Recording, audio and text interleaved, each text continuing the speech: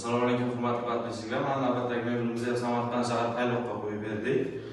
Xo'p, buni razmeriga keladigan bo'lsak, общий razmerda 7,5 metr joyga joylashtirib berdik. Barcha stoykalar bilan ko'rishingiz mumkin. Korpuslarni rossiyskilardan qilib berganmiz, mokriy svetda, akrillarni ham mokriy rangda qilib berganmiz. Klient xohishidan kelib chiqib, hop bonuslarga qo'yib berganmiz mana shular full moykalarni, katta moykalarni. Buni ulamaganmiz, hali klientimiz o'zi ulab olaman deganlar. Gazlarga mana nastonli gaz qo'yib berganmiz.